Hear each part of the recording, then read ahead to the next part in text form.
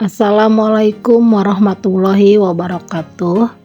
Salam dan bahagia Bapak Ibu Guru Penggerak. Saya Wardatul Jannah SPD dari SMK Negeri 1 Cikulur, CGP Angkatan 10. Kali ini saya akan membahas tentang demonstrasi kontekstual visi guru penggerak modul 1.2. Yang saya gunakan di sini adalah inquiry apresiatif, yaitu mengidentifikasi hal baik yang telah ada di sekolah dan mencari cara bagaimana hal tersebut dapat dipertahankan dan memunculkan strategi untuk mewujudkan perubahan ke arah yang lebih baik.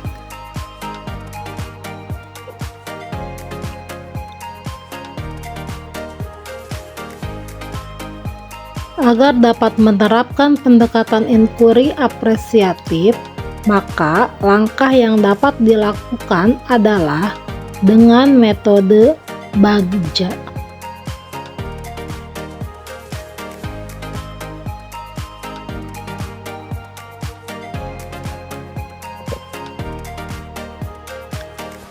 BAGJA. B. Buat pertanyaan utama. A. Ambil pelajaran. G. Gali mimpi. B. Buat pertanyaan utama. Berisi pertanyaan-pertanyaan untuk menentukan arah penelusuran. A-nya adalah ambil pelajaran. Memandu bagaimana pengalaman positif dari individu, kelompok, atau komunitas lain yang akan dijadikan pembelajaran.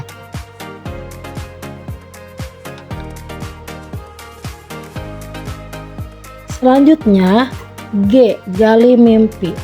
Berupa narasi keadaan ideal jika prakarsa perubahan telah terwujud.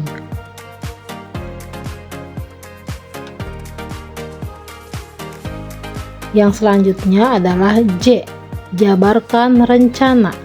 Mengidentifikasikan tindakan-tindakan yang akan dilakukan. Yang terakhir A. Atur eksekusi. Membantu transformasi rencana menjadi nyata. Visi guru penggerak. Terwujudnya generasi yang berakhlak mulia dan bernalar kritis sesuai dengan profil pelajar Pancasila.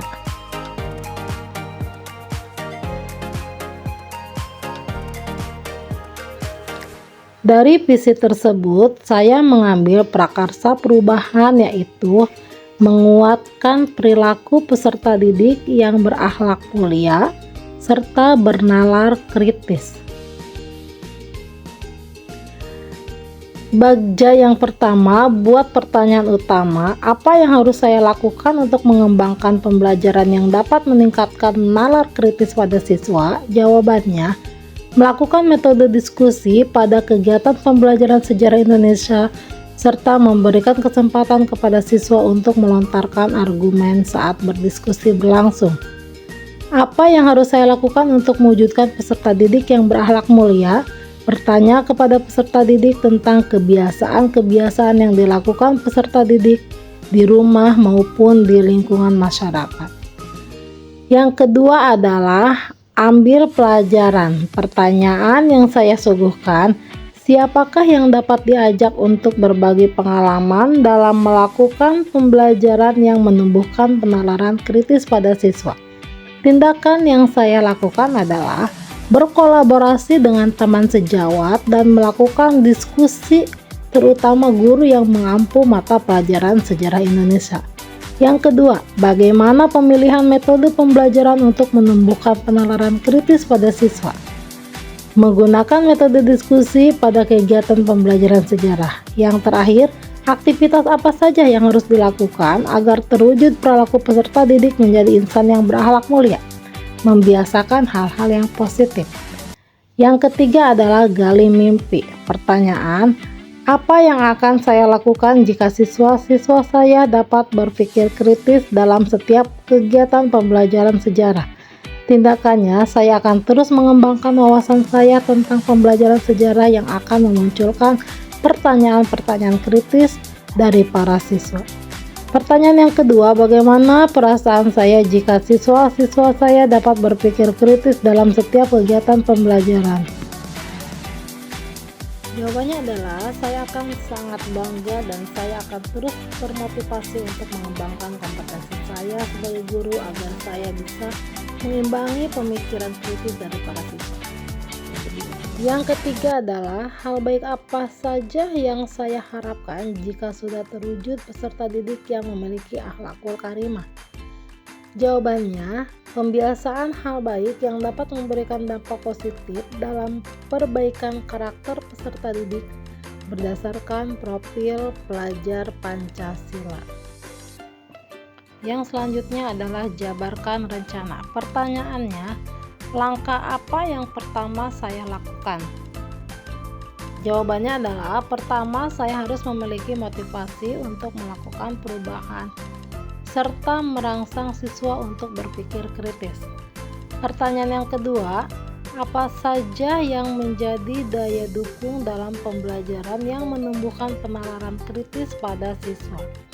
Jawabannya, pertama tentunya pihak sekolah, mulai dari kepala sekolah dan rekan-rekan sejawat. Selain itu, sumber belajar yang memadai. Pertanyaan yang ketiga adalah strategi apa yang saya lakukan agar perubahan perilaku dapat terwujud? Jawabannya, pertama membuat rencana kegiatan dan jadwal kegiatan. Yang keempat, kegiatan apa saja yang dilakukan untuk mewujudkan perilaku peserta didik yang berakhlak mulia? Jawabannya, kegiatan kultum pada program Jumat Mengaji yang dilaksanakan setiap Jumat pagi sebelum pembelajaran dimulai dengan tema berbakti kepada orang tua dan guru. Tema yang selanjutnya tentang hal-hal yang menyangkut akhlakul karimah. Yang selanjutnya kegiatan Maulid Nabi dengan meneladani akhlakul karimah Nabi Muhammad SAW. Hal itu akan membangkitkan akhlak para peserta didik untuk menjadi lebih baik lagi. Yang terakhir adalah atur eksekusi. Pertanyaannya, siapa yang berperan dan mengontrol kegiatan pembelajaran yang menimbulkan penalaran kritis bagi siswa? Jawabannya, yang berperan adalah saya sebagai guru dan yang mengontrol adalah kepala sekolah dengan melakukan supervisi kelas. Pertanyaan yang kedua, siapa yang terlibat untuk membuat rencana ini terlaksana? Jawabannya, kepala sekolah dan rekan sejawat serta rekan-rekan anggota MGMP mata pelajaran Sejarah Indonesia. Pertanyaan yang ketiga, siapa yang menjadi motivator peserta didik agar memiliki akhlak yang mulia?